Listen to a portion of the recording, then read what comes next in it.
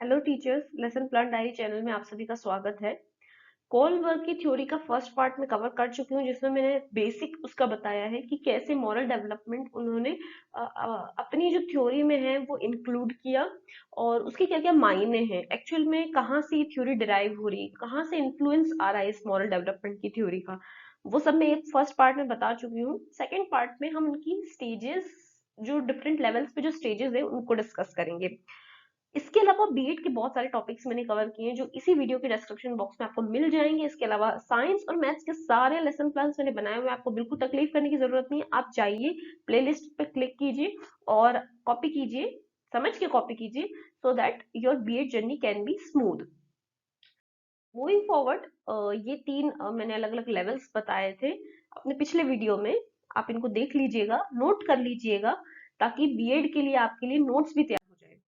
उसके बाद में हर एक लेवल के अपनी अपनी जो स्टेजेस है वो मैंने से बताई हुई है और उन्हीं को हम बेसिकली आज डिस्कस करने वाले हैं। सबसे फर्स्ट आती है प्री मॉरल या प्री कन्वेंशनल मोरालिटी। तो ये होती है 4 to 10 ईयर्स, बच्चा बहुत छोटा होता है। 4 to 10 ईयर्स के बच्चे को मोरालिटी का बहुत पता नहीं होता है। तो जो भी बड़े आसपास होते हैं, जो आपकी मदर या आपके फादर या आपके ग्रैंड पेरेंट्स जो होते हैं, वो जो भी आपको बोलते हैं, आपको लगता है मोरालिटी वही है।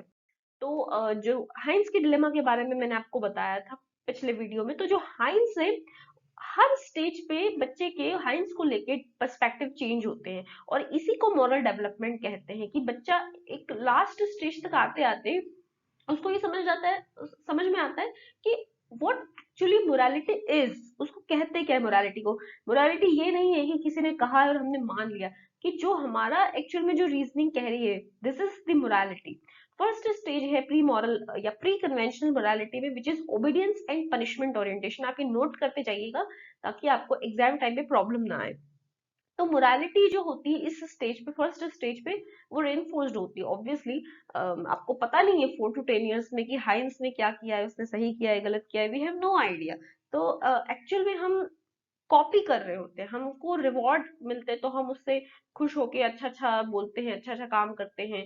अगर हमको किसी ने कहा कि हम देखो, आपको आपको जंक फूड नहीं खाने, इसके बदले में आपको कोई अच्छी से ड्रेस मिलेगी, तो बच्चा रेनफोर्स होगी, वो जो जंक है वो छोड़ देगा कि इट्स फाइन, मतलब मुझे इससे रिवॉर्ड मिलेगा, मुझे कोई गुड गर्ल कहेगा या मुझे कोई गुड बॉय कहेगा अगर मैं किसी बड़े को ओबे करता हूँ तो उसके अकॉर्डिंग ये मोरालिटी है। स्टेज 2 में थोड़ा सा आता है और उसको यहाँ पे पता चलता है कि यहाँ पे सिर्फ पेरेंट्स नहीं है जिन्होंने रूल बनाए हैं, और भी लोग हैं यहाँ पे जिन्होंने रूल सेट किए हैं। और ये आपको मिलेगा 4 to 10 ईयर्स। अगर हम फर्स्ट लेवल मान ले तो आपको ये पता चलेगा जब 7 और 8 ईयर्स का जब बच्चा उम्र में आ जाएगा, तब उसको इंडिविजुअल एंड एक्सचेंज वाली स्टेज में वो आ जाएगा।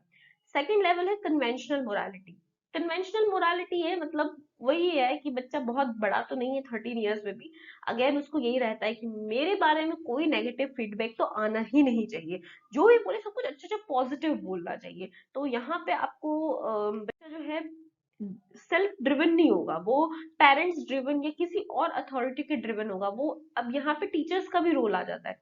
तो जो टीचर्स अगर अप्रिशिएट करेंगे तो वहां से भी उसका जो है सारी जो चीजें हैं वो चलने लगेगी। जैसे for example good person interpersonal relationship, जो थर्ड स्टेज में मैंने से बताया हुआ है कि फाइनली जो हाइंस के बारे में वो ऐसा सोचेगा, अगर हम हाइंस की डिलेमा अगर बच्चे के सामने रखेंगे तो वो ये सोचेगा कि हाइंस को जो है, Heinz is a good person and the druggist is bad. Obviously वो यही सोचेगा कि हाइंस तो बहुत बेचारा है, वो बहुत प्रॉब्लम में है, तो उसका जो स्टील है it may be bad, but druggist is also not good.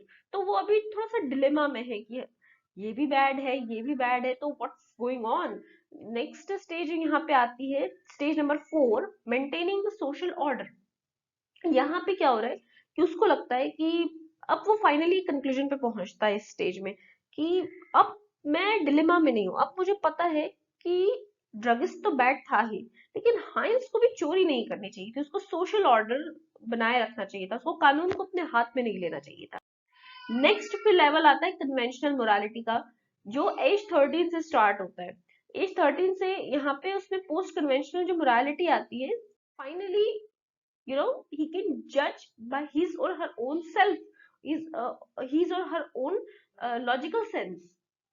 तो फिफ्थ स्टेज है social contract and individual rights.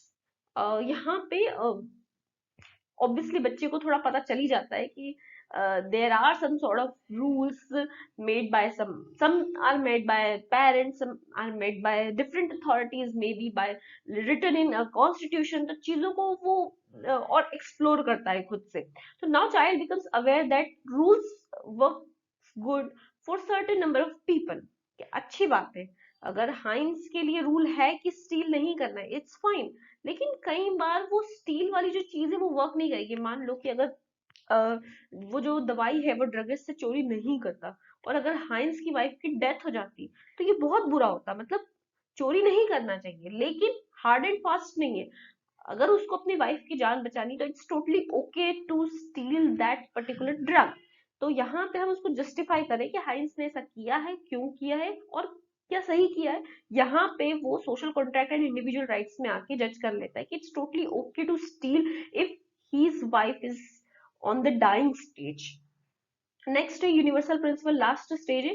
Now the person forms a perspective based on universal principle. तो अब फाइनली वो सिर्फ हाइंस को जज नहीं कर रहा होगा, अब वो पूरे सिस्टम को जज करेगा, यूनिवर्सल प्रिंसिपल तक जाएगा कि ऐसी नौबत आई ही क्यों कि उसको ड्रग्स से चोरी करना पड़ा। क्यों नहीं वो जो ड्रग है वो गवर्नमेंट ने खुद ही फ्री कर दी है, या फिर उसको कम से कम इतना चीप बना दिया हो कि आम इंसान भी खरीद सके। तो इसको बोलते हैं यूनिवर्सल प्रिंसिपल, कि न तो ड्रगिस्ट की गलती है उसके अकॉर्डिंग, और न ही हाइंस की गलती है उस सिस्टम की। तो वो यूनिवर्सल पर्सपेक्टिव से सोचता है। यहाँ पे आते आते वो उसकी एक जो थ्योरी है, जो माइंडसेट है, वो ब्रॉड हो जाता है। और इसी को हम बोलेंगे कि बच्चे का जो मॉरल डेवलपमेंट है वो फाइनली हो चुका है। अब उसको समझ में आ गया है कि एक्चुअल में रूट कॉज क्या है किसी प्रॉब्लम का। सो या this is the Kohlberg's theory of moral development. मैंने पियाजे की थ्योरी कवर की है, इसके अलावा मैंने बीएड के कई सारे लेसन प्लान्स भी कवर किए हैं, और भी मैंने बीएड के स्टफ। सबसे important, one of the most important topic है सी टेट या किसी भी टेट को कैसे क्रैक करना है। मैंने उसके लिए सारे सजेशंस दिए हुए, प्रैक्टिस सेट के लिए सजेशन दिए हुए, और वो सब मेरे चैनल पर डले हुए। Guys please go through them, because C TET का मौसम चल रहा है, और सी टेट के मौसम में ऐसे वीडियोस को देखना बनता है।